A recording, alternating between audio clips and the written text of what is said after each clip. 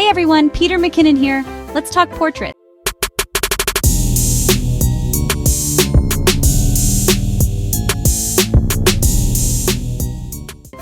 You want those jaw-dropping, professional-looking shots, right? Well, your camera settings are key. They're the secret sauce to making your subject pop and capturing those fleeting emotions. We're diving deep into the world of DSLRs and mirrorless cameras to unlock their full potential for amazing portraits.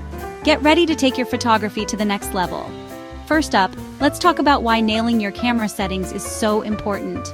It's all about control, my friends. You're the artist, and your camera is your brush.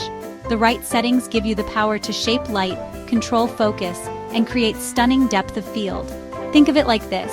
You wouldn't paint a masterpiece with a dirty brush, would you? The same goes for your camera. Clean, precise settings equals stunning results. Now I know what you're thinking. Peter, this sounds complicated, but trust me, it's not as scary as it seems. We're going to break it down step by step, starting with the big three: aperture, shutter speed, and ISO. These three amigos work together to determine how much light enters your camera and how your image is captured. Once you understand the basics, you can start experimenting and developing your own style. Remember, photography is a journey, not a destination. So grab your camera, let's have some fun, and create some magic. Alright, let's talk aperture. Think of it like the pupil of your eye. It controls how much light enters your lens. A wider aperture, represented by a smaller f number like f1.4, lets in more light, while a narrower aperture like f8 lets in less. But here's the cool part. Aperture also affects your depth of field. Depth of field is all about what's in focus and what's not.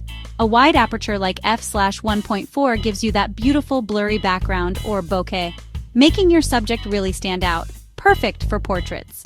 A narrower aperture like f8 keeps more of your scene in focus, which is great for landscapes. For portraits, I usually stick to an aperture between f/1.4 and f/2.8. This gives me that creamy bokeh and keeps my subject sharp. But don't be afraid to experiment. Try different apertures and see how they affect your images. Remember, practice makes perfect. The more you shoot, the more comfortable you'll become with controlling your aperture and creating stunning portraits with beautiful depth of field. Next up, shutter speed. This one's all about time, specifically how long your camera's shutter stays open to capture an image. A fast shutter speed, like 1/500th of a second, freezes motion, perfect for capturing those split-second expressions. A slower shutter speed, like 1/30th of a second, lets in more light, but can also introduce blur if your subject moves. For portraits, I usually aim for a shutter speed of at least 1/125th of a second. This helps to avoid any motion blur, especially if your subject is moving slightly. If you're shooting in low light, you might need to lower your shutter speed. Just be aware of potential blur and use a tripod if necessary. Now let's talk ISO. This one's all about your camera's sensitivity to light. A lower ISO, like 100, means less sensitivity, ideal for bright conditions. A higher ISO, like 1600, means more sensitivity, great for low light. But be careful. Higher ISOs can introduce noise or grain into your images. For portraits, I try to stick to an ISO between 100 and 400. This keeps my images nice and clean.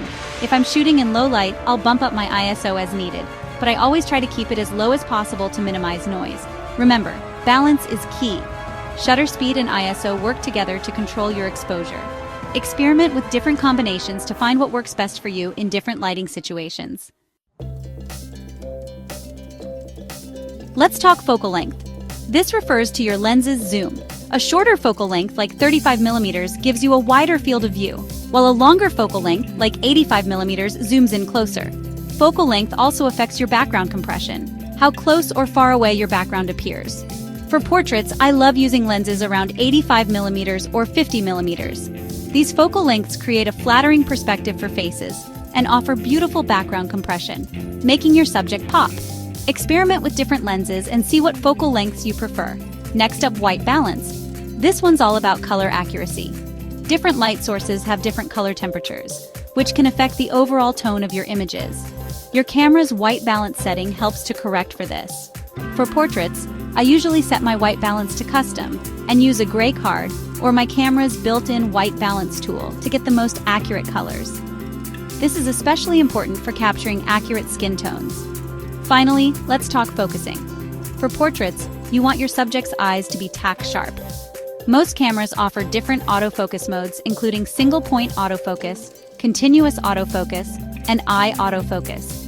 Eye autofocus is a game changer for portraits. It locks onto your subject's eyes and tracks them, ensuring they're always in focus. If your camera has this feature, use it. It will change your life. One last tip: shoot in RAW. This file format captures the most information, giving you maximum flexibility in post-processing. Think of it like a digital negative. There you have it, folks. The essential camera settings for stunning portraits. Remember, these are just guidelines. Don't be afraid to experiment, break the rules, and develop your own style. Now get out there and shoot some amazing portraits.